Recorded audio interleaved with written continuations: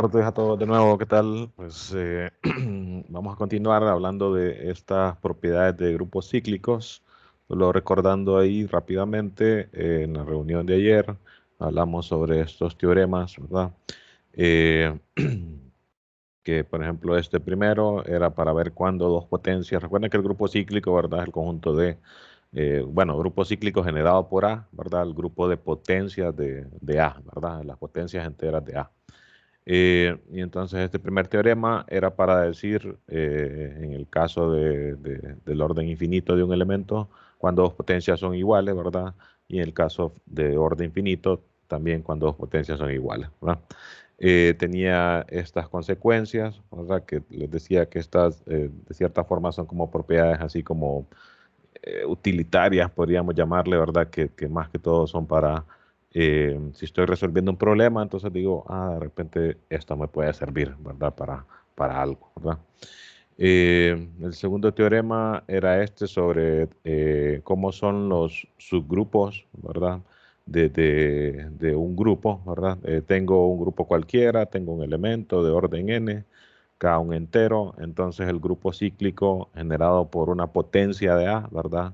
Eh, Se puede calcular de esta manera, de repente lo que pasa es que muchas veces es más fácil hacerlo así que hacerlo así, ¿verdad? Entonces es como la utilidad, digamos, de esta ecuación, ¿verdad? Eh, Nuevamente, estas propiedades son como que más útiles en los casos de grupos que no son tan conocidos. Les decía, ¿verdad? Que en los ZN, cuando uno ya le agarra práctica, pues uno puede hacer bastantes cálculos ahí, pero en grupos como esos de 4, ¿verdad? O los GL, pues ahí es un poco más enredada la cosa. Y no digamos si el grupo es más abstracto, ¿verdad? Que uno no lo conoce mucho. Entonces ahí es donde estas propiedades se vuelven bastante útiles, ¿no? Este tenía también sus corolarios, que son propiedades así como utilitarias, ¿verdad? Como para también para aplicarlas para resolver otro tipo de problemas. Ya esto sí se utiliza bastante, ¿verdad? En un grupo cíclico finito, el orden de un elemento divide al orden del grupo, consecuencia de ese teorema. Esto también en ZN como que es bastante útil, ¿verdad? Decir, yo ya sé que los ZN son grupos cíclicos, ¿verdad? Siempre están generados por uno, pero además aquí me dice también otros generadores de los grupos ZN son cualquiera entre uno y n-1, ¿verdad?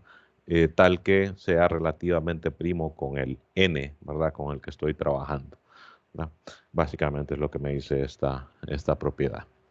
El tercer teorema importante que se presenta ahí en el capítulo, ¿verdad? Recuerden que estamos en el capítulo 4, ¿verdad? Del libro sobre grupos cíclicos.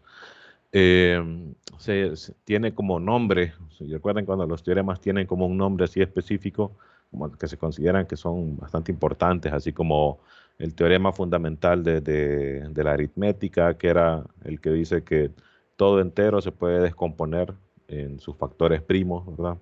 O el del álgebra, que todo polinomio se puede descomponer en factores lineales, ¿verdad? Si consideramos a los complejos. Eh, y del cálculo, por ejemplo, ¿verdad? Para el que relacionaba derivadas e integrales. O sea, son teoremas que son bien importantes. Entonces, este teorema se considera que es bien importante si uno está estudiando un grupo cíclico. ¿Qué es lo que dice? La parte quizás más importante es que es lo primero, todo subgrupo de un grupo cíclico también es cíclico. O sea, yo ya sé, un grupo cíclico, por ejemplo, los ZN son como nuestro prototipo de grupo cíclico, y entonces cualquier subgrupo de ZN, según este teorema, va a ser otro grupo que va a ser cíclico. Ahí es como que sospechable, ¿verdad? Pero nuevamente recuerden que estos grupos cíclicos generados por un elemento, pues en general se pueden construir para cualquier grupo, ¿verdad? Aunque les daba como información extra ayer que vamos a comprobar más adelante, que realmente los grupos cíclicos de orden n, o sea, los finitos, realmente van a ser prácticamente los mismos Zn. Entonces, conocer bien los Zn es prácticamente conocer bien todos los grupos cíclicos, ¿verdad? Fíjense qué más dice, si el orden del grupo cíclico generado por A es n. Noten que esto sería equivalente a decir si el orden de A es n por uno de los corolarios anteriores, ¿verdad? Sería este, ¿verdad? El orden de A es el mismo orden del grupo cíclico generado por A. Quizás ahí era más, para utilizar eso, quizás era para que fuera un poquito más corto, ¿verdad? Escribirlo así. Pero bueno, seguramente aquí luego se habla de los grupos cíclicos estos generados por A, ¿verdad? Eh, bueno, entonces, si el grupo cíclico generado por A es de orden n, entonces fíjense, el orden de cualquier subgrupo de él, ¿verdad? Va a ser un divisor de n. ¿Ok? Y más aún, para cada divisor positivo, k de n, tal grupo va a tener exactamente un subgrupo de orden k. Esto, fíjense, podríamos... No, mejor me voy a ir directamente primero a la demostración y después vamos a ir a ver ejemplos, porque realmente ponerse a ver ejemplos de la utilidad de este teorema, uno se puede estar un buen rato, o sea, como que una clase casi solo hablando de ejemplos. Eh, pero veamos hoy la demostración que es un poquito larga y tiene algunos argumentos eh, interesantes. Entonces la escribí aquí también para analizarla más detenidamente. Eh, Entonces, para acá, si por ejemplo el grupo cíclico es de orden 10, bueno, entonces uno, por lo que sabe de los enteros, yo ya sé que 10 tiene como divisores, bueno, aparte de uno y el mismo, ¿verdad? 2 y 5. Entonces Z10, el grupo cíclico de orden 10, va a tener un grupo de orden 2, va a tener un grupo de orden 5. Y además esos grupos, por esta primera frase, esos grupos van a ser cíclicos también, ¿verdad? Eh, y además esos van a ser únicos. El grupo va a tener exactamente un subgrupo de ese orden, ¿verdad? E incluso se puede decir cuál es, ¿verdad? Entonces noten que dice como bastante, ¿verdad? Y este teorema es como de clasificación. Me está como diciendo, ok, los grupos de orden cíclicos de orden tal tienen tales subgrupos, ¿verdad? Y específicamente podemos decir cuáles son ellos, ¿verdad? Eh, así que bueno, vamos primero entonces a ver la prueba. Noten que tienen, podríamos decir, tres partes, ¿verdad? Una, que el grupo, que todo subgrupo de un grupo cíclico también es cíclico. Dos, que el orden de cualquier subgrupo es un divisor del n. Y además que para cada divisor hay exactamente un subgrupo de ese orden y específicamente es este. Entonces serían tres cosas, ¿verdad? Esto de acá, ¿verdad? Esto del divisor, ¿verdad? Que el orden de un subgrupo va a ser un divisor y esta parte última, ¿verdad? De que para cada divisor hay exactamente un subgrupo y se puede calcular específicamente así, ¿verdad? Entonces son tres cosas las que hay que comprobar, ¿verdad? Entonces, para la primera, que todo subgrupo de un grupo cíclico es cíclico, ¿verdad? Entonces, fíjense, entonces, pues consideramos un grupo cíclico, ¿verdad? Digamos que está generado por un elemento A, ¿verdad? Y un subgrupo de él, ¿verdad? Recuerden que les decía que aquí en teoría de grupos se utiliza el símbolo menor o igual para decir de forma abreviada H es un subgrupo de G, ¿verdad? Entonces, G es un grupo cíclico generado por A y H es un grupo de él, ¿verdad? Primero uno siempre trata de descartar como los casos triviales. En el caso trivial de que H fuera, tuviera solo la identidad, entonces podríamos decir que H es cíclico generado por la identidad. ¿Por qué? Porque cualquier potencia de la identidad siempre va a ser la identidad, ¿verdad? Entonces como que trivialmente diríamos, este es cíclico, ¿verdad? Y si fuera el mismo, si H fuera todo G, pues como G lo tomamos cíclico, pues H también trivialmente sería cíclico. Esos serían como los casos triviales que siempre hay que descartarlo, ¿verdad? Porque hay veces que uno escribe un montón de cosas y de repente algún argumento que uno dice acá no funciona para esos casos triviales, ¿verdad? Y entonces ahí es donde les digo, hay que tratar de ser lo más detallista posible para evitar caer en alguna ambigüedad. Ok, descartando esos casos, bueno, como G es cíclico generado por A y H es un subgrupo de G, ¿verdad? Recuerden, el hecho de que G esté generado por A significa que G está formado por potencias de A, ¿verdad? Potencias enteras de A, ¿no?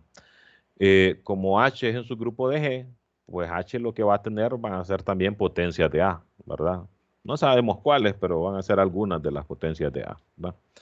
Y entonces decimos H, todo elemento de H va a ser una potencia de A, ¿verdad? Para T entero, ¿verdad? Si ese T es negativo, fíjense como H es un subgrupo, entonces este elemento que está en H tiene que tener inverso, ¿verdad? Porque H es un grupo también, ¿verdad? Y el inverso en la notación esta de potencias, pues lo denotábamos así, ¿verdad? Y si T es negativo, pues su opuesto, ¿verdad? Menos T sería positivo, ¿verdad? De manera que podríamos asumir que este T es positivo, ¿verdad? Si no lo es, entonces cambiamos este con su inverso para pensar en un exponente positivo, ¿verdad? Eh, si no lo fuera, entonces tomamos el inverso, ¿verdad? Para trabajar, para solo enfocarnos como que en el caso de potencias positivas, ¿verdad? Ok, siguiente, fíjense, sea M el entero positivo más pequeño, tal que A a la M está en H. Aquí ya dijimos, como H no solo tiene la identidad, pues H tiene que tener algún elemento así, ¿verdad? Entonces noten que nosotros podemos asegurar de que esta afirmación que estamos diciendo aquí tiene sentido, ¿verdad? Como hay alguno, quiere decir que hay algún entero positivo y por eso este punto anterior, ¿verdad? Como para solo enfocarnos en el caso positivo, ¿verdad? Si no fuera positivo, bueno, como es un subgrupo, tomo el inverso y el inverso sí va a tener un exponente positivo, ¿verdad? Bueno, ya sé que van a ver, entonces ya va a haber algún elemento con exponente positivo, entonces considero el entero positivo más pequeño, ¿verdad? De hecho, fíjense que esa es una propiedad de los enteros también, ¿verdad? Si yo tengo un subconjunto de enteros, uno siempre puede hablar del elemento más pequeño, ¿verdad? De ese conjunto, ¿no? Eh, O bueno, dependiendo, ¿verdad? Porque si el conjunto tiene, por ejemplo, todos los negativos, entonces ahí más bien uno podría decir puede tener un elemento más grande, ¿verdad? Pero como aquí solo estamos trabajando con positivos, un subconjunto de enteros positivos siempre va a tener un elemento mínimo, ¿verdad? Es una propiedad de los enteros, ¿verdad?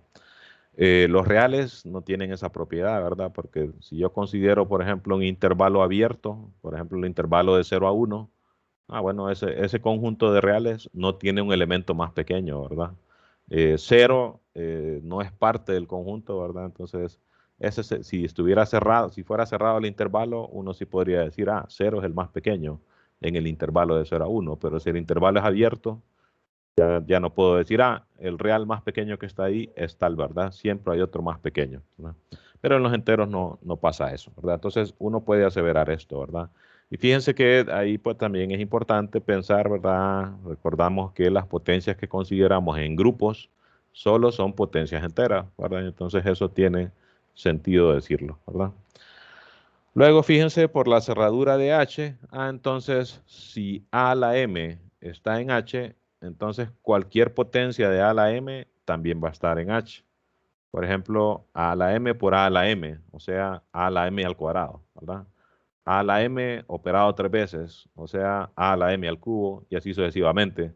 O sea, el grupo cíclico generado por A a la M va a ser un subconjunto de H, ¿verdad?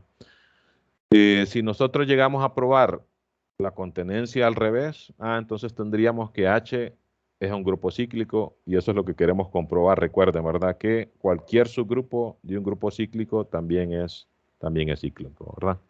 Entonces noten, aquí nosotros solo empezamos diciendo G es un grupo cíclico generado por A. H es un subgrupo cualquiera. Lo que queremos comprobar es que H también es cíclico, ¿verdad? Aquí ya tenemos como que la mitad de eso, porque estamos diciendo el grupo cíclico generado por este elemento está contenido en H, pero no sabemos si hay más elementos, ¿verdad? Entonces, si comprobamos que H está contenido en este también, entonces no habrían más elementos y de hecho pues serían iguales los dos, ¿verdad? Entonces vamos a ver eso. Veamos que se cumple también la otra contenencia, ¿verdad? Y que de hecho pues son iguales, ¿verdad? Entonces, fíjense, consideramos un B que esté en H, ¿verdad? Y recordando que H es un subgrupo de G, ¿verdad? Entonces, como G sí sabemos que es cíclico, ¿verdad? G, el grupo más grande, ¿verdad? Y recuerden que H es un subgrupo de él, el que no sabemos que es cíclico, ¿verdad? Pero G sí lo sabemos. Entonces, P es un elemento de H, pero H está contenido en G, ¿verdad? Entonces, podemos utilizar el hecho de que G es cíclico y está generado por A. Entonces, en G, nosotros podemos decir, como ya sabemos que es cíclico, que este B es una potencia de este A, ¿verdad? Porque si G está generado por A, recuerden, esto significa que los elementos de G son potencias enteras de A, ¿verdad? Entonces, B, visto como elemento de G, es una potencia de A, ¿verdad? Para algún exponente entero K, ¿verdad? Por el algoritmo de división, y aquí les enfatizo nuevamente, ya estamos viendo que es como repetitivo, ¿verdad? Y pues ya digamos que ya no les vuelvo a decir, a insistir, ¿verdad? Pero observen, ¿verdad? Que vuelve a ocurrir y el argumento que se utiliza es bien similar a lo que hicimos antes.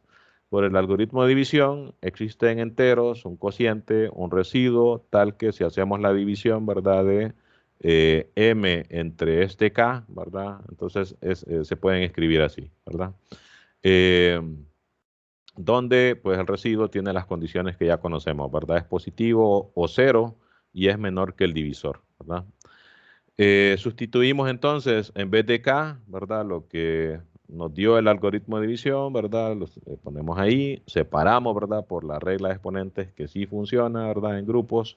Eh, y hacemos una especie de despeje aquí para A a la R, ¿verdad? Bueno, no una especie de un despeje realmente, ¿verdad? Este elemento, noten que, bueno, de hecho aquí estamos trabajando en un grupo, ¿verdad? Entonces todos los elementos tienen inverso. Entonces en particular este elemento tiene inverso. Multiplicamos por él a ambos lados a la izquierda de esta igualdad, B igual a esto de aquí. Multiplico por el inverso de este a la izquierda, ¿verdad? Entonces me quedaría como un despeje, ¿verdad? Para A a la R, ¿verdad? Y sería que A a la R sería el inverso de este, que es este de acá, ¿verdad? Operado con B, ¿verdad? Entonces, fíjense, con esto nosotros podemos concluir por la cerradura de H, porque H es un subgrupo, ¿verdad? Entonces, fíjense, A a la M dijimos que es un elemento de H, ¿verdad? Lo dijimos aquí. Sea M el entero positivo más pequeño, tal que A a la M está en H, ¿verdad? A a la M es un elemento de H. Y B, pues también dijimos aquí, sea B un elemento de H. Entonces, eh, como A a la M está en H, noten que este elemento de aquí es una potencia de A a la M, ¿verdad? Entonces, este elemento también está en H, ¿verdad? Porque H es un subgrupo, ¿verdad? Entonces, este está en H, este está en H, el producto de ellos dos también está en H por la cerradura, ¿verdad? ¿Qué quiere decir? Que A a la R es un elemento de H.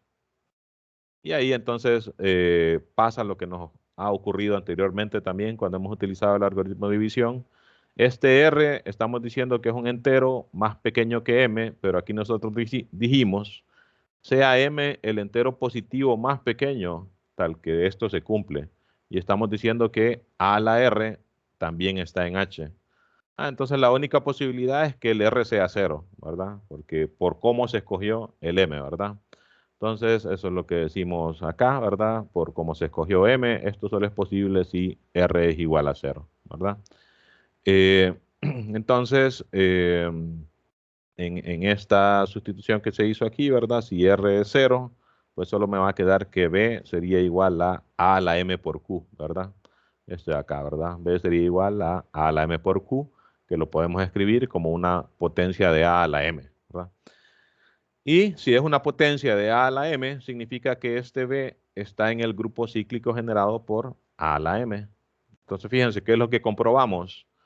Tomamos ese B que estaba en H, ¿verdad? Y llegamos a concluir que ese B está en el grupo cíclico generado por A a la M. O sea que, como este elemento es arbitrario, lo que estamos diciendo es que esta contenencia se cumple, ¿verdad? Cualquier elemento de H, B solo dijimos que era un elemento de H, va a ser también un elemento del grupo cíclico generado por A a la M. Entonces se da esta contenencia, se da la otra contenencia al revés, ¿verdad? Ah, bueno, entonces concluimos lo que queríamos, que era que H es precisamente el grupo cíclico generado por A a la M, ¿verdad? Y fíjense que de hecho, pues estamos diciendo específicamente cómo escribirlo, ¿verdad? O sea, cómo decir cuál es un generador, ¿verdad? De ese grupo. Lo que hacemos es que escogemos el entero más pequeño, ¿verdad? De tal manera que A elevado a ese entero sea un elemento de H, ¿verdad? En ese sentido, uno dice que esta prueba es como constructiva porque me da como un método para encontrar cuál va a ser ese generador. Hay veces que las demostraciones solo comprueban, ese elemento existe, pero no me dicen cómo calcularlo. Pero hay veces que los teoremas solo dicen, pruebe que tal cosa existe, ¿verdad? Y aunque uno no lo pueda calcular, ¿verdad? Y eso pasa bastante, ¿verdad? Pero bueno, aquí sí, ¿verdad? Me están diciendo, ese generador se puede calcular tomando ese exponente m, ¿verdad? Como el entero más pequeño positivo, ¿verdad? Tal que a la m esté en el subgrupo, ¿verdad? Ok, para la otra parte, recuerden que les dije eran tres fases, ¿verdad? Ya tenemos esta primera, todo subgrupo de un grupo cíclico también es cíclico. Vamos entonces a esta segunda. Si el orden de A es n, entonces el orden de cualquier subgrupo va a ser un divisor de n. Para ello, entonces, pues asumimos la hipótesis que nos daban ahí, ¿verdad? Que el orden de A es n, ¿verdad? Y consideramos un subgrupo del cíclico generado por A, ¿verdad? Y lo que queremos ver es que el orden de este subgrupo es un divisor de n, ¿verdad? Entonces, fíjense, como ya vimos antes, como este es un grupo cíclico y estamos considerando un subgrupo de él, yo ya sé que este subgrupo también es cíclico y además que tiene esta forma, ¿verdad? Entonces ya lo utilizamos aquí. Como vimos antes, ese H lo podemos escribir así, ¿verdad? Con M, con las condiciones que dimos, ¿verdad? El entero positivo más pequeño, tarará, tarará. Sustituimos entonces, fíjense, como aquí uno podría escribir los detalles, pero sería como volver a copiar eh, desde aquí, donde se utilizó el algoritmo de división, hasta por aquí, ¿verdad? Solo que en vez de utilizar, fíjense, aquí dijimos sea B un elemento cualquiera de H. Entonces, en particular, nosotros podríamos considerar que B sea la identidad, porque H es un grupo, ¿verdad? Entonces tiene la identidad, ¿verdad? Entonces, como ahí se lo dijimos, sea B un elemento de H, bueno, en particular podríamos utilizar la identidad, ¿verdad? Como el orden de A es N, ¿verdad? Por hipótesis, ¿verdad? Bueno, aquí dice el orden del grupo cíclico generado por A es N, pero recuerden por uno de los corolarios anteriores, es lo mismo que decir que el orden de A sea N, ¿verdad? Entonces, como el orden de A es N, además, ¿verdad? La identidad la podemos escribir así, ¿verdad? Entonces, repetimos todo esto, ¿verdad? Ponemos aquí en vez de B la identidad, ¿verdad? Repetimos lo demás y entonces al final a lo que vamos a llegar nuevamente que el residuo es 0, ¿verdad? Por cómo se escogió el M. Y entonces llegaríamos aquí, en vez del K que se tomó, ¿verdad? Aquí dijimos, como G es el grupo cíclico generado por A, entonces este B tiene que ser una potencia de A, ¿verdad? Para algún K. Aquí ese K pues sería N, ¿verdad? Por la hipótesis de que el orden de A es N, ¿verdad? Entonces no hay, como el orden de A es N, no hay otro entero más pequeño, ¿verdad? Que cumpla esa condición, porque eso es precisamente la definición de orden, ¿verdad? De un elemento, ¿no? Ok, entonces llegamos a que el residuo tiene que ser 0 nuevamente, ¿verdad? Y entonces que n se puede escribir como m por q, ¿verdad? Aquí sería el argumento ese del algoritmo de división, ¿verdad? N sería igual a m por q más r, pero por como se escogió m, ¿verdad? R tiene que ser 0, ¿verdad? Es la única forma. Entonces nos queda que n es igual a m por q, e es igual a la n, ¿verdad? Y en vez de n, m por q, nuevamente entonces lo escribimos como una potencia de a la m, y como h, ¿verdad? Es el cíclico generado por a la m, pues una potencia de a la m es un elemento de h, ¿verdad? Y como m y n, ¿verdad? Son los enteros positivos más pequeños, ¿verdad? Que satisfacen las condiciones requeridas, ¿verdad? Este q precisamente es el orden de A a la M, ¿verdad? O sea, sería el orden de H, ¿verdad? Y además estamos diciendo N es M por Q, ¿verdad? O sea que ese orden es un divisor de N, que era lo que queríamos comprobar, ¿verdad? El orden de cualquier subgrupo de este es un divisor de N, ¿verdad? Y ese orden, estamos diciendo aquí, es este valor Q, ¿verdad? No habría otro más pequeño porque si hubiera, entonces eso violaría la condición de cómo se escogió el M y la definición de N, ¿verdad? Que es el orden del elemento A, ¿verdad? Recuerden que en el orden también está ese requisito, ¿verdad? De que sea el entero positivo más pequeño, ¿verdad? Con tal propiedad, ¿no? Ok, por último, entonces, recuerden, eran tres partes, entonces vamos a la última parte. Para cada divisor positivo KdN, este grupo tiene exactamente un subgrupo de orden K, y específicamente es este, ¿verdad? Entonces vamos a esa parte. Sea K entonces cualquier divisor positivo de N. Y veamos entonces lo que nos piden ahí, ¿verdad? Que este es el único subgrupo, ¿verdad? De orden K, ¿verdad?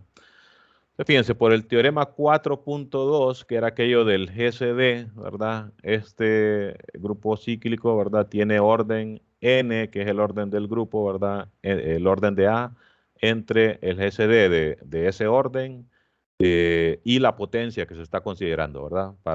Para que lo recuerden, ¿verdad? Ya que pues, ayer apenas vimos esto, ¿verdad?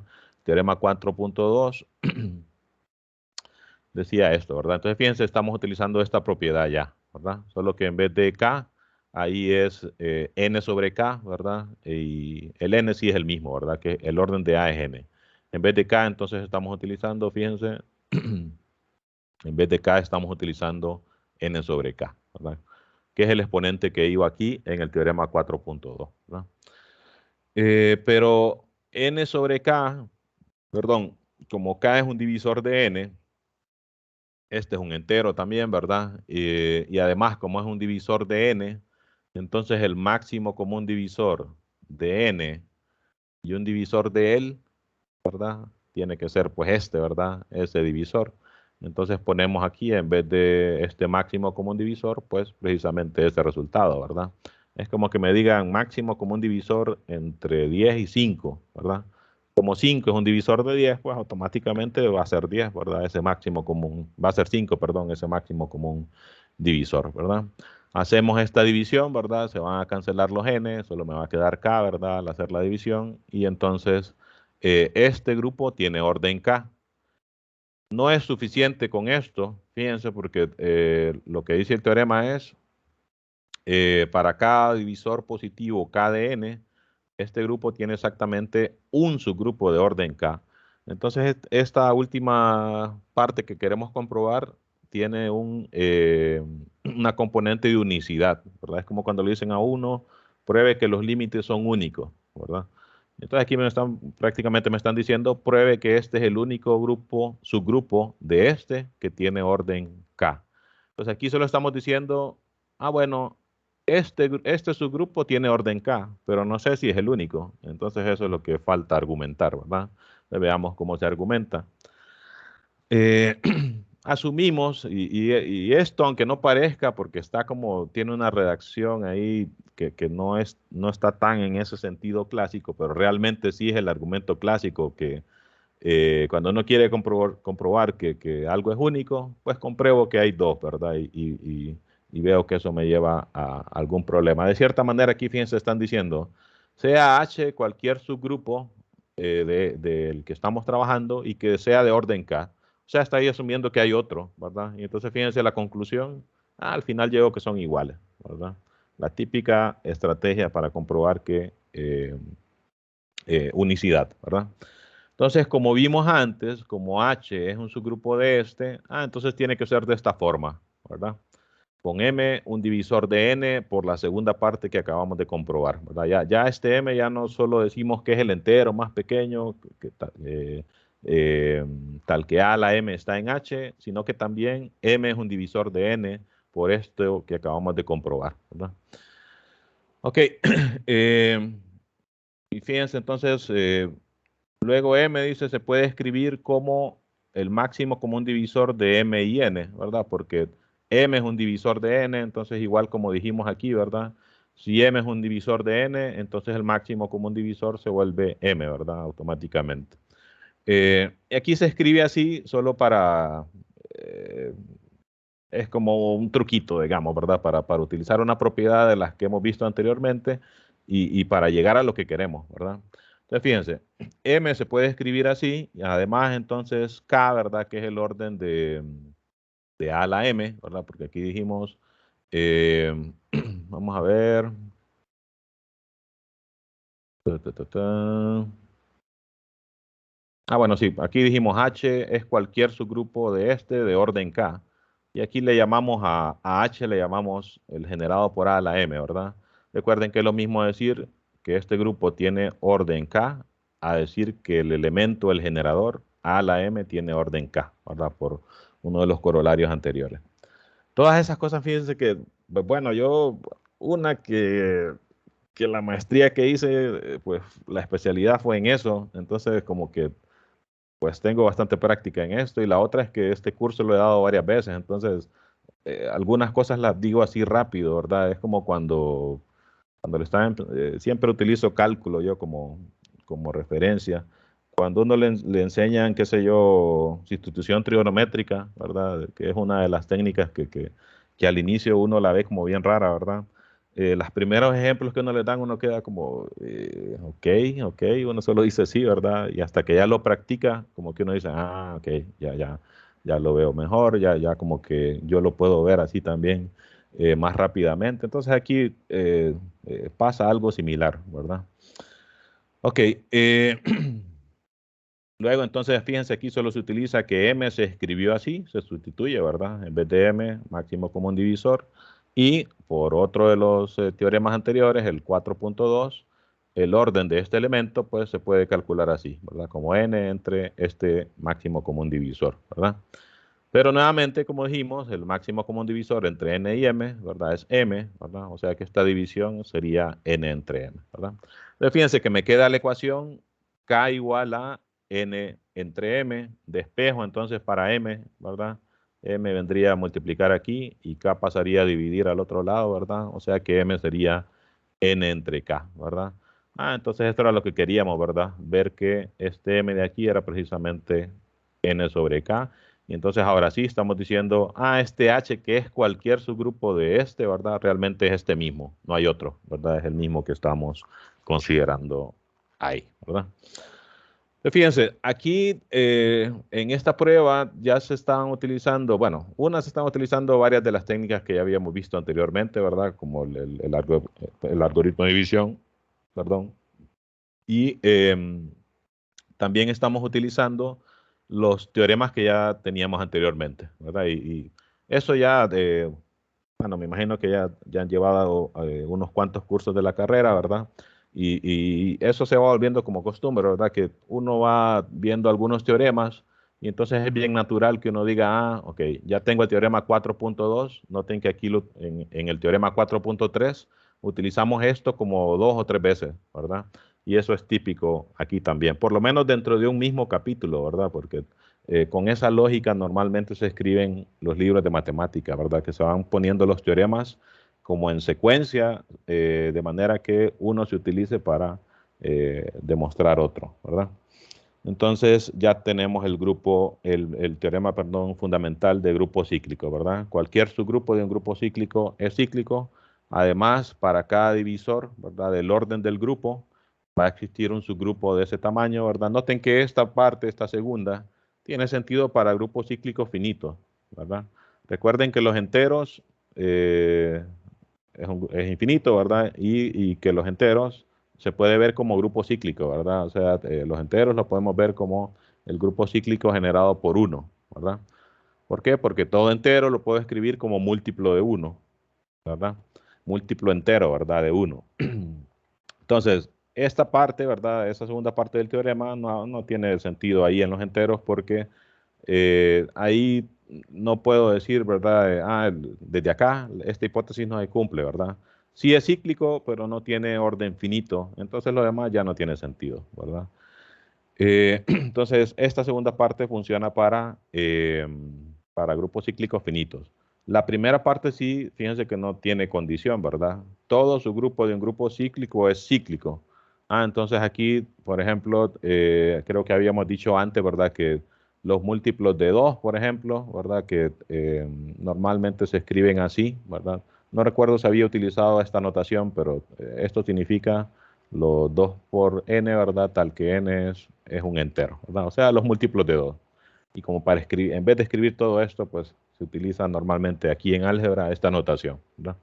Entonces, este es un subgrupo de los enteros, ¿verdad? Eh, habría que ir a, no recuerdo si se los di como ejemplo en el capítulo de subgrupos, ¿verdad? Seguramente sí. Entonces, fíjense, aquí estamos diciendo, como los enteros es un grupo cíclico, entonces automáticamente este tiene que ser un grupo cíclico también, por el teorema este que acabamos de comprobar. ¿Por qué es cierto? Sí es cierto porque este grupo es el mismo grupo generado por 2, por ejemplo. ¿Por qué? Porque cualquier número par, ¿verdad? Se puede escribir como potencia o, bueno, aquí como el grupo sumativo, como múltiplo entero de 2, ¿verdad? Y de hecho, pues esa es la definición de los pares, ¿verdad? Los múltiplos de 2, ¿verdad? Entonces sí es cierto, ¿verdad? Ya me acordé que sí se los mencioné porque les dije por ahí, ¿verdad? Que los grupos de esta forma, los múltiplos de n para cualquier entero n, son los únicos subgrupos de los enteros, les dije, ¿verdad? Solo que en ese punto, pues realmente no estábamos listos para comprobar, pero fíjense que con este teorema ya tenemos, ¿verdad? Porque ya sabemos que es un grupo cíclico, ¿verdad? Y todo su grupo de él tiene que ser cíclico. Eh, Estos de acá son cíclicos porque se pueden ver como los grupos generados por n, ¿verdad? O sea, estos son los múltiplos de n y esto pues son las potencias de n, como el grupo es sumativo, pues serían los múltiplos de n, ¿verdad? Los k por n, donde k es cualquier entero. Entonces sí podemos decir por lo menos, ok, de repente no todavía decir que son los únicos, pero sí decir, bueno, lo que sí es que definitivamente son cíclicos todos, ¿verdad? Están generados por este elemento. Entonces, quizás lo único que faltaría para comprobarlo es ver déjeme pensar, o es suficiente. Mm, sí, no es suficiente porque, como les decía, esta otra parte, ¿verdad? Para decir, para cada divisor, ahí no tiene sentido, ¿verdad? Porque el grupo no es finito. Entonces no podemos decir, hay exactamente un grupo de tamaño tal, ¿verdad? De hecho, todos estos son infinitos, ¿verdad? Los múltiplos de 2 son infinitos, ¿verdad? Y este es un subgrupo infinito de los enteros, ¿verdad? Y todos estos son otros subgrupos de los enteros que también son infinitos, ¿verdad? Ok, de aquí les puse, veamos los ejemplos que hacen ahí en el libro. Está en la página aquí 82. Déjame ver, página 82. Acá. Ok, habíamos hablado o nos quedamos ayer, eso fue lo último que veíamos, que eran un par de ejemplos también relacionados consideremos un grupo cualquiera, ¿verdad? Y que donde el elemento A tiene orden 30. Fíjense que con ya con esos tres teoremas, nosotros podemos decir, ¿cuáles serán los subgrupos del grupo generado por A, sabiendo que A tiene orden 30?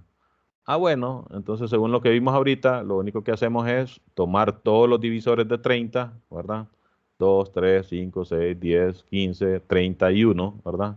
Y según el teorema que acabamos de ver, para cada uno de estos divisores hay un grupo cíclico que tiene precisamente eh, ese tamaño, ¿verdad? Y además, ese se puede calcular de esta manera, como el grupo cíclico generado por a la 30 entre el entero, ¿verdad? Que estamos considerando. O sea, este orden 2, o más bien, si este orden 2 sería el que sale de el generado por a la 30 entre 2, que es a la 15, ¿verdad? Y así, ¿verdad? Entonces, ¿cómo se construye? ¿Cómo se dice cuál es? Bueno, como yo ya sé que el orden de A es 30, como estos son subgrupos, automáticamente va a ir la identidad, ¿verdad? Entonces, tiene que ir el mismo elemento también, ¿verdad? Recuerden que son las potencias de este, ¿verdad? Entonces va a ir A a la 15 a la 0, A a la 15 a la 1, A a la 15 a la 2 y así sucesivamente, ¿verdad? A a la 15 a la 1, pues este mismo. A a la 15 a la 2 sería A a la 30, pero A a la 30 es la identidad porque el orden de A es 30, ¿verdad? Y ya de ahí se empiezan a repetir y ya sé que no van a haber más, ¿verdad? Este sería, bueno, va a estar la identidad, siempre va a estar el mismo, luego va a estar A a la 10 al cuadrado, que es A a la 20, ¿verdad? A a la 10 al cubo sería A a la 30, y como A tiene orden 30, pues de ahí se va a empezar a repetir. Y de la misma forma se construyen todos los demás. Entonces, fíjense, aquí no sabemos en qué grupo estamos trabajando, simplemente estamos tomando un elemento A de un grupo cualquiera, tomamos el grupo cíclico generado por él, que ya sabemos que siempre existe, ¿verdad? Y si ya sabemos que ese A tiene orden 30, entonces ya podemos decir, ah, estos son subgrupos de este, ¿verdad? Y por tanto van a ser subgrupos del grupo con el cual se empezó también, ¿verdad? Y noten que esto funciona independientemente de cuál sea el grupo, ¿verdad? En que esté este elemento A, ¿verdad? O sea que esto lo cumplen todos los grupos cíclicos, ¿verdad? Que vienen de algún grupo cualquiera, ¿verdad? O sea que ese teorema, de hecho aquí lo dicen, creo, y de hecho es como una nombre de la sección, clasificación de subgrupos de grupos cíclicos, ¿verdad? Como estamos clasificando cómo son todos los subgrupos de cualquier grupo cíclico, ¿verdad? Y como esos grupos cíclicos los podemos generar partiendo de cualquier grupo, entonces eso funciona en cualquier grupo que estemos trabajando, ¿verdad? En el caso de los ZN, la cosa se vuelve un poco más práctica y noten que esto de acá es casi idéntico a lo que está aquí arriba. Si uno sustituye en el teorema anterior, en vez de un grupo cualquiera, ZN, pues esto que está escrito aquí solo es prácticamente reescribir lo que estaba ahí en el teorema. Pero fíjense lo que pasa. Ya sabemos que los ZN son cíclicos, ¿verdad? Eh, Entonces, fíjense, por ejemplo, así como aquí dijimos, en Z30, yo ya sé que 1 tiene orden 30, ¿verdad? Porque 1 más 1 más 1 más 1, ¿verdad? Me va a dar 0, ¿verdad? Que es la identidad en Z30, ¿verdad? Si lo hago 30 veces, ¿verdad? O sea, el orden de 1 en Z30 es 30, ¿verdad? Y en general, ¿verdad? El orden de 1 en ZN es N, ¿verdad? Entonces, fíjense acá, ¿cuáles serían los subgrupos de Z30? Bueno, como tiene orden 30 y prácticamente solo es de repetir lo mismo que se dijo acá. Como es de orden 30, entonces lo que busco son cuáles son los divisores de 30, ¿verdad? 30, 15, 10, tararara, lo mismo que aquí. Para cada divisor va a haber un subgrupo de ese tamaño. ¿Cómo lo construyo? Bueno, lo que tomo aquí es, por ejemplo, ok, recuerden lo de la división esa, ¿verdad? Que divido el orden del grupo entre el orden esto es como que escribamos aquí 1 a la 15, ¿verdad? O 15 por 1, recuerden que aquí la anotación es sumativa, ¿verdad? Entonces el K sería 15 y 30 entre 15, ¿verdad? Sería 2, el grupo sería de orden 2 por eso, ¿verdad? Entonces lo que vamos haciendo es tomando las potencias, entre comillas, solo que aquí ya no tiene tanto sentido verlos como potencias, así como aquí que decía a la 15 al cuadrado. Bueno, era a la 30, ¿verdad? Y por eso me daba la identidad. Aquí sale mejor decir 15 por 0, ¿verdad? 0, 15 por 1, 15, ¿verdad? En vez de potencias, múltiplos. 15 por 2, 30, pero como estoy en Z30, 0. Entonces ya empiezan a repetirse, ¿verdad? Aquí lo mismo, ¿verdad? 10 por 0, 0, 10 por 1, 1, 10 por 2, 20, 10 por 3, 30, y estoy en Z30, entonces módulo 30, eso es 0, ¿verdad? Y lo mismo con los demás. Entonces, fíjense, en estos dos ejemplos, de hecho, ya se está viendo como un poco de ese espíritu que les decía de que realmente este comportamiento de los grupos cíclicos es el mismo que los de los ZN. Eh, Aquí el elemento A es de orden 30 y estamos viendo que la cosa funciona como que si estuviera en Z30, ¿verdad? Y como les digo, eso se va a comprobar más adelante que realmente eso siempre funciona así, ¿verdad? Que los grupos finitos siempre se comportan como Z30. Y más aún, no recuerdo si se los mencioné también, los grupos infinitos que son cíclicos se comportan como los enteros, ¿verdad? Pero como les digo, más adelante vamos a comprobarla. Por ahora solo tengámoslo como información. Déjenme ver, nos quedan, fíjense, 15 minutos, solo voy a, bueno, me imagino que todos queremos ver el partido, entonces voy a tratar de terminar por lo menos unos 15 minutos antes, ¿verdad? Aquí hacen otros elementos, perdón, otros ejemplos sobre lo mismo. Realmente lo otro que me interesa aquí es esta parte. Fíjense, primero aquí se define la función phi de Euler. Quizás la hayan escuchado en matemáticas discretas o si han leído algún poco de teoría de números, pues normalmente esta función phi de Euler aparece. Esta función phi de Euler lo que cuenta es la cantidad, por ejemplo, aquí en esta tabla se ve bien, cuál es la cantidad de enteros menores que el que tengo, ¿verdad? Y que son relativamente primos con él, ¿verdad? Contando al 1 como que lo fuera, ¿verdad? Por ejemplo, los enteros relativamente primos a 1, menores que 1, sería solo el mismo, ¿verdad? Como que trivialmente. Eh, los enteros relativamente primos con 2 solo sería 1 nuevamente, ¿verdad? Y el 1, como les digo, se asigna como que trivialmente, ¿verdad? Y de hecho es como parte de la definición. Phi de 1 se define como 1 y para cualquier entero mayor que 1, phi de n denota el número de enteros positivos menores que n y relativamente primos a n. Entonces, enteros positivos menores que 2, 1 nada más, ¿verdad? Y que sea relativamente primo con él, pues solo 1 nada más, ¿verdad? Enteros menores que 3, relativamente primos a 3, ¿verdad? Serían 2 y 1, y por eso phi de 3 es 2, ¿verdad? Esta es una tablita como de cuáles son los valores que resultan de evaluar la función, ¿verdad? Este 4 significa que los enteros relativamente primos a 10, menores que él, son 4. ¿Cuáles serían? 1, ¿verdad? 3, 7 y 9, ¿verdad? Los relativamente primos a 10. Los demás no, ¿verdad? 2 no es relativamente primo con 10. Recuerden que relativamente primo significa que el máximo común, eh, ¿cómo se llama? El factor común, ¿verdad? Sea 1, podríamos decirlo así, ¿verdad? Eh, y así, ¿verdad? Si uno quiere valores más grandes, fíjense que ahora, como hay tanta herramienta computacional, por ejemplo, Wolfram, ¿verdad? Que es bastante utilizada. Aquí está programada esa función, ¿verdad? Si lo ponemos, por ejemplo, ahí fíjense que hay algunos ejemplos de valores incluso grandes. Comparemos con los que están aquí. El más grande aquí es 12 y me da 4, ¿verdad? Phi de 12, enter, ahí está, ¿verdad? Phi de 12 es 4, ¿verdad? Otro de los que están aquí, solo para verificar, phi de 9 es 6, dice. Bueno, phi de 9 es 6. Porque ese tipo de conteo es tedioso, ¿verdad? Y de hecho lo que sí puede hacer uno es como programar. De hecho, esta función tiene un montón de propiedades, pero bueno, si uno se mete a eso es como una clase de teoría de números. Entonces no nos vamos a meter tanto ahí. Lo que nos interesa es que los siguientes resultados sobre grupos cíclicos están en términos de esa función phi de Euler.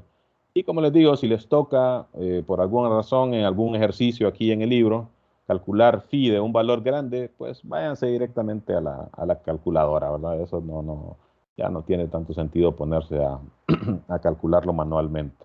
Entonces, fíjense, ¿qué dicen los últimos teoremas? Que son un poco más cortos. Veamos si por lo menos podemos ver. Vamos a ver, creo que acá de hecho el más importante es este de aquí. Fíjense, si D es un entero positivo y divisor de n, el número de elementos de orden D en un grupo cíclico de orden n es phi de D.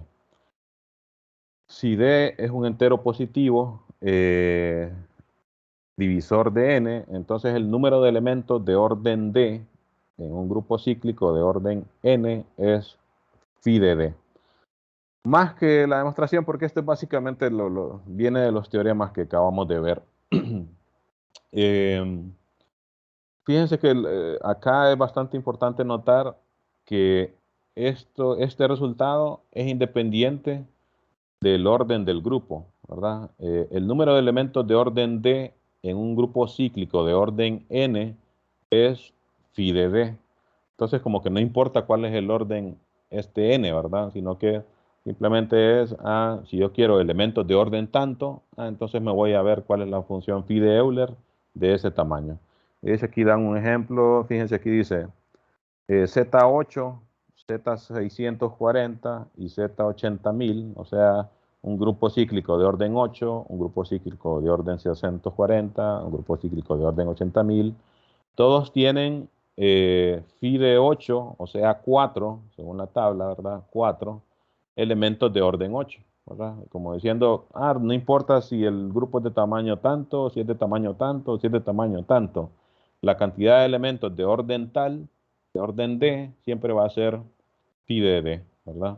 Independientemente de el tamaño del grupo. Y noten que eso es bastante fuerte, pero les dejo ahí nada más solo leer, solo son 4 líneas. La prueba viene directamente de los teoremas que acabamos de comprobar. Ahora, este otro, fíjense, dice, en un grupo finito, el número de elementos de orden D es un múltiplo de phi de D. Es un poco más débil, ¿verdad? Lo que dice este teorema, porque acá ya no estoy trabajando con grupos cíclicos. Aquí noten que en el teorema anterior dice el número de elementos de orden D en un grupo cíclico es phi de D. Aquí ya no se exige eso, es un poco más débil la hipótesis, solo se pide grupos finitos y dice el número de elementos de orden D es un múltiplo de phi de D, ¿verdad? La prueba creo que sí hay que analizarla un poquito, entonces me voy a quedar, lo voy a dejar para la siguiente clase, esa parte de ahí, ¿verdad? Y aquí, solo para terminar, fíjense que aquí mencionan algunas propiedades de la función phi para cualquier primo p. Phi de p a la n es igual a esto, ¿verdad? Para enteros relativamente primos m y n, phi de m por n es phi de m por phi de n, o sea que esa función como que preserva las multiplicaciones. Entonces, phi de 40, como 40 es igual a 8 por 5 y 8 y 5 son relativamente primos, entonces funciona esta propiedad, ¿verdad? Phi de 8 y phi de 5, como los números son pequeños, pues entonces la función phi es más fácil de calcular, ¿verdad? Para números pequeños. Pero aún así, esto es lo que les digo que, bueno, cuando uno quiere trabajar manualmente o quizás hacer alguna demostración en general, estas propiedades se vuelven útiles, ¿verdad? Pero para hacer cálculos en particular, pues uno se va a las calculadoras, ¿verdad? Si quiero phi de, yo creo que aquí en los ejercicios han de decir, dígame cuál es phi de 10.000, por ejemplo, como para utilizar esas propiedades, ¿verdad? Estos, por ejemplo, este tipo de ejercicio es como para utilizar precisamente esas propiedades, ¿verdad? Vamos a ver si hay más. Aquí, fíjense, pide comprobar algo. Aquí sí, las propiedades esas son bastante útiles porque ya no me sirve, esto yo no lo puedo poner en una calculadora, ¿verdad? Entonces, ahí se ocupo la definición o algunas propiedades para comprobar algo relacionado con la función. De hecho, aquí lo que piden es comprobar precisamente esa propiedad que se mencionaba ahí, ¿verdad? Bueno, me voy a quedar entonces aquí por hoy. Todavía no hemos terminado, ¿verdad? Nos faltan ese último teoremita y hablar de un poco de esto, de estos diagramas del látiz, se le llaman para grupos. Entonces no hemos terminado todavía la sección, ¿verdad? Lo vamos a terminar en una reunión más. No sé si tienen alguna consulta relacionada sobre lo que hablamos hoy o cualquier otra cosa relacionada a la clase.